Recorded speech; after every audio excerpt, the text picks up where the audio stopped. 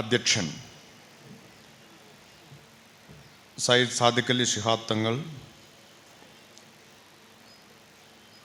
മുഖ്യപ്രഭാഷണം നടത്തുന്ന professor K M. Khader Moideen Sahib, അനുസ്മരണ പ്രഭാഷണം നടത്തുന്ന ബഹുമാന്യനായ പി.കെ. കുഞ്ഞാലിക്കുട്ടി സാഹിബ്, ശ്രീ സ്വാമി ഭക്തദത്തൻ ജ്ഞാനതപസ്വി, പൗലോസ് Mar Irenaeus മെത്രോപൊലീത്ത, Shri KPA. Majeed, Shri VK. Ibrahim കുഞ്ഞ്, ശ്രീ പി.കെ. ബാവ, ശ്രീ പി.എം.എ. സലാം തുടങ്ങി വേദിയിലും സദസ്സിലുമുള്ള ബഹുമാന്യരെ, പ്രിയപ്പെട്ടവരെ, സയ്യിദ് ഹൈദരലി ശിഹാബ് തങ്ങളെ അനുസ്മരിക്കുന്നതിന് മുസ്ലിം ലീഗ് സംസ്ഥാന കമ്മിറ്റി സംഘടിപ്പിച്ചിട്ടുള്ള ഈ അനുസ്മരണ യോഗം ഉദ്ഘാടനം ചെയ്യുന്നതായി ഞാൻ അറിയിക്കുകയാണ്.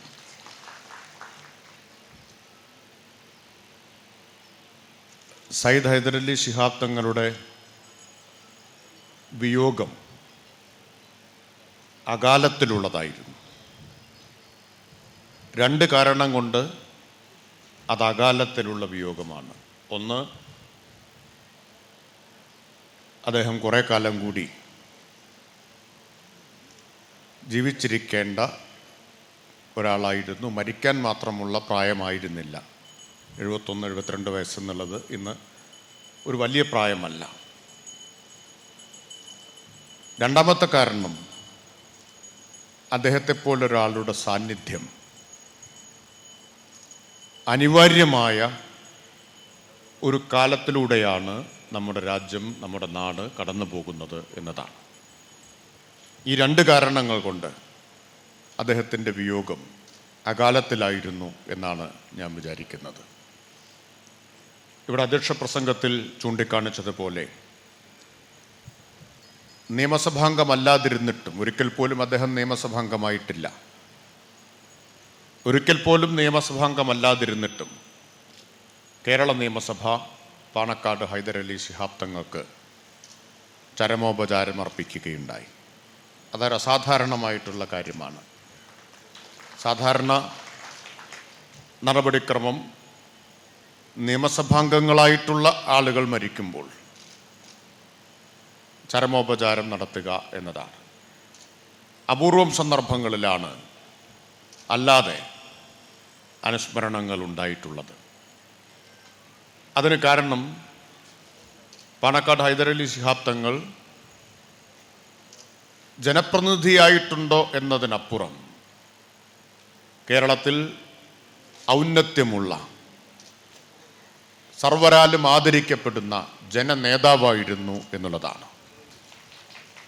ആ ജനനേതാവിനെ ആണ് നിയമസഭ, ജനപ്രതിനിധി സഭ അനുസ്മരിച്ചത്, ആദരിച്ചത്. പാണക്കാട് തങ്ങൾ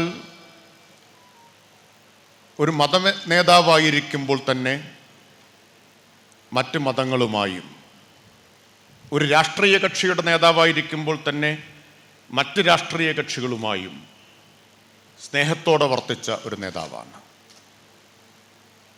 അത് വളരെ ഔന്നത്യമുള്ള,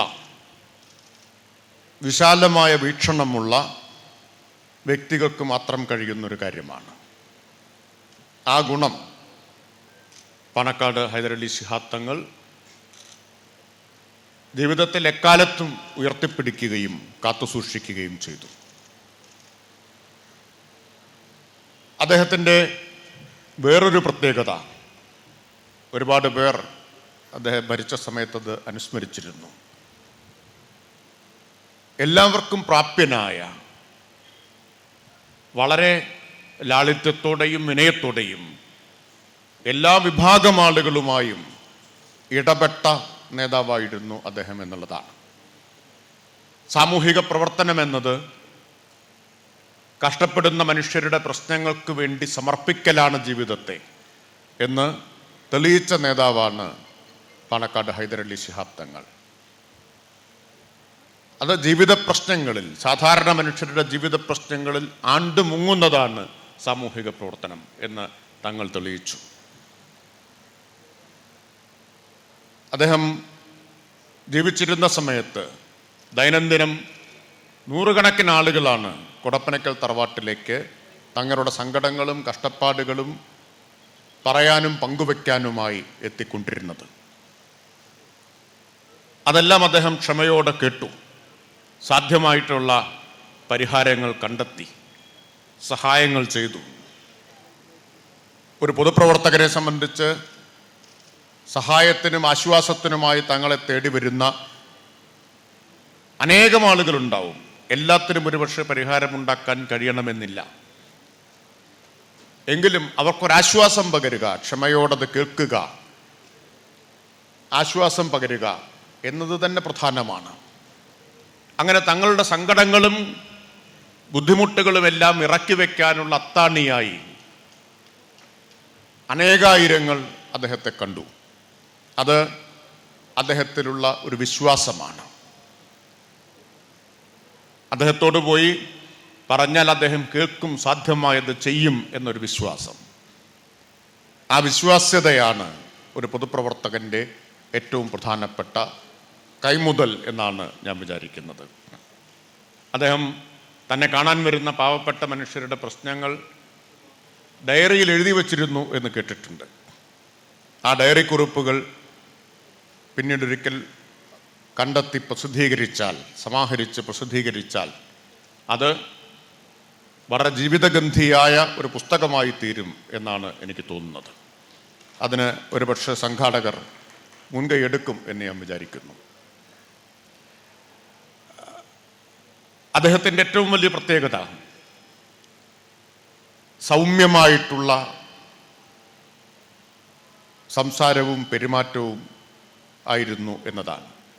മുഖത്തു തന്നെ ആ സൗമ്യദീപ്തമായിട്ടുള്ള ഒരു പ്രകാശവലയം നമുക്ക് കാണാൻ കഴിയുമായിരുന്നു. സൗമ്യമായ സഹിഷ്ണുതയോട് കൂടിയിട്ടുള്ള ആ സമീപനം ഇന്നേറെ ആവശ്യമുള്ളൊരു കാലമാണ്. രാഷ്ട്രീയ നേതാവായിരിക്കുമ്പോഴും അദ്ദേഹം ഒരിക്കലും സമചിത്തത കൈവിട്ടിട്ടില്ല. വാക്കിൽ, പെരുമാറ്റത്തിൽ ഒന്നും സമചിത്തത അദ്ദേഹം കൈവിട്ട് കണ്ടിട്ടില്ല. വേദിയിൽ മൈക്കിന് മുമ്പിൽ നിൽക്കുമ്പോൾ പരുഷമായ വാക്കുകൾ അദ്ദേഹം ഉച്ചരിച്ചിട്ടില്ല. വളരെ വിവേകത്തോടെ, പക്വതയോടെ, സമചിത്തതയോടെ, സംയമനത്തോടെ, കരുതലോടെ വാക്കുകൾ ഉപയോഗിച്ച, വാക്കുകൾ വാരിവലിച്ചെറിഞ്ഞ് ധൂർത്ത് കാണിക്കാതിരുന്ന ഉത്തരവാദിത്വമുള്ള ഒരു നേതാവ് കൂടിയായിരുന്നു അദ്ദേഹം. അതും ഒരു നേതൃഗുണമാണ്. എന്ത് പറയണം എന്നതിൽ വ്യക്തത ഉണ്ടാകുമ്പോൾ തന്നെ എന്ത് പറയാതിരിക്കണം എന്ന കാര്യത്തെക്കുറിച്ചും ഓരോ സന്ദർഭത്തിലും എന്താണ് പറയേണ്ടത്, എന്താണ് പറയാൻ പാടില്ലാത്തത് എന്നതിനെക്കുറിച്ചുമുള്ള വകതിരിവ് നന്നായി പുലർത്തിയ നേതാവാണ്. ആ സൗമ്യവും സഹിഷ്ണുതയോട് കൂടിയിട്ടുള്ളതുമായ സമീപനമാണ് വലിയ പ്രതിസന്ധികളിലൂടെ ദേശീയ രാഷ്ട്രീയത്തിലെയും കേരള രാഷ്ട്രീയത്തിലെയും ഒക്കെ പ്രതിസന്ധികളിലൂടെ കടന്നു പോയപ്പോഴും തൻ്റെ രാഷ്ട്രീയ പാർട്ടിയെ, മുസ്ലിം ലീഗിനെ അക്ഷോഭ്യമായി നയിക്കാൻ അദ്ദേഹത്തെ സഹായിച്ചതും. അതുകൊണ്ടാണ് എല്ലാവരും അദ്ദേഹത്തെ ഉറ്റുനോക്കിയത്. അക്ഷോഭ്യനായിട്ട് അദ്ദേഹത്തിന് തൻ്റെ പാർട്ടിയെ നയിക്കാൻ കഴിഞ്ഞു. ഞാൻ നേരത്തെ പറഞ്ഞതുപോലെ മറ്റുള്ളവരുമായി അദ്ദേഹം സൗഹാർദ്ദത്തോടു കൂടിയിട്ടുള്ള സഹവർത്തിത്വം നടത്തി. അതോടൊപ്പം തൻ്റെ പാർട്ടിയുടെ നിലപാടുകൾ പ്രചരിപ്പിക്കാൻ ശക്തമായി തന്നെ നിലകൊള്ളുകയും ചെയ്തു. ഒരു സമുദായ നേതാവ് എന്ന നിലയിൽ സ്വന്തം സമുദായത്തിനകത്ത് അദ്ദേഹം ഐക്യത്തിൻ്റെ പ്രതീകമായിരുന്നു.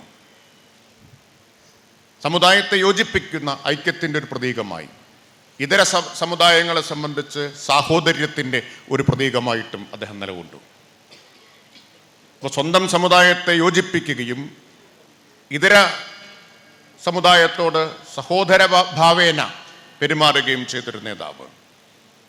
ഈ ഗുണവിശേഷങ്ങളെല്ലാം, സവിശേഷതകളെല്ലാം വളരെ അനിവാര്യമായിട്ടുള്ളൊരു കാലമാണ്. ഇതെല്ലാമുള്ളൊരു നേതാവിനെ സഹിഷ്ണുത, കേൾക്കാനുള്ള മനസ്സ്, അതുപോലെ സംയമനം, സമചിത്തത, വിവേകം, ഇതെല്ലാമുള്ള നേതാക്കളെ ആവശ്യമുള്ള ഒരു കാലത്താണ് നാം ജീവിക്കുന്നത്. ജനവിഭാഗങ്ങൾക്കിടയിൽ സ്പർദ്ധ വളർത്താനുള്ള ശ്രമങ്ങൾ ആസൂത്രിതമായിട്ട് നടന്നുകൊണ്ടിരിക്കുന്നു. ഇന്ന് ഇന്ത്യ നേരിടുന്ന ഏറ്റവും പ്രധാനപ്പെട്ട വെല്ലുവിളി ഏതാണ് എന്ന് ചോദിച്ചാൽ ഒരു സംശയത്തിനുമിടയില്ലാതെ നമുക്ക് പറയാൻ കഴിയുന്നത് മതനിരപേക്ഷതയ്ക്കും ജനാധിപത്യത്തിനും നേരെയുള്ള വെല്ലുവിളി എന്നതാണ്. മതനിരപേക്ഷതയ്ക്കും ജനാധിപത്യത്തിനും നേരെയുള്ള വെല്ലുവിളി നേരിടാൻ മറ്റ് ഭിന്നതകൾക്കെല്ലാം അതീതമായി മതനിരപേക്ഷ ജനാധിപത്യ ശക്തികൾ ഒരുമിക്കേണ്ട സന്ദർഭങ്ങളിലെല്ലാം ഒരുമിക്കേണ്ടതാണ്. തെരഞ്ഞെടുപ്പുകളിൽ ചിലപ്പോൾ വ്യത്യസ്തമായിട്ട് മത്സരിക്കേണ്ടി വരും, രാഷ്ട്രീയമായ ഭിന്നതകൾ ഉണ്ടാവും. അതെല്ലാം ഉണ്ടാവുമ്പോൾ തന്നെ നമ്മുടെ രാജ്യത്തിൻ്റെ അടിസ്ഥാന ശിലകൾ ആയിട്ടുള്ള മതനിരപേക്ഷതയും ജനാധിപത്യവും സംരക്ഷിക്കുന്നതിൽ രാഷ്ട്രീയ ഭിന്നതകൾക്കതീതമായിട്ട് യോജിക്കേണ്ട സമയമാണിത്. അതിന് ഇതുപോലുള്ള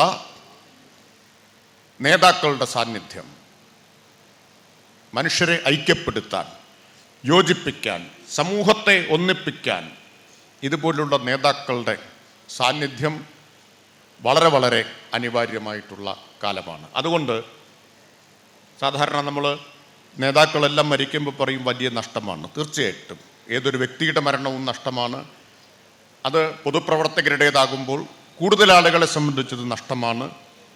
എന്നാൽ അതിനപ്പുറം മതനിരപേക്ഷതയും ജനാധിപത്യവും വെല്ലുവിളി നേരിടുന്ന സമുദായത്തിൽ സ്പർദ്ധയും അകൽച്ചയും പകയും വിദ്വേഷവും പ്രചരിപ്പിക്കാൻ ആസൂത്രിത ശ്രമങ്ങൾ നടന്നുകൊണ്ടിരിക്കുന്ന, വിദ്വേഷത്തിൻ്റെ വിളവെടുപ്പിന്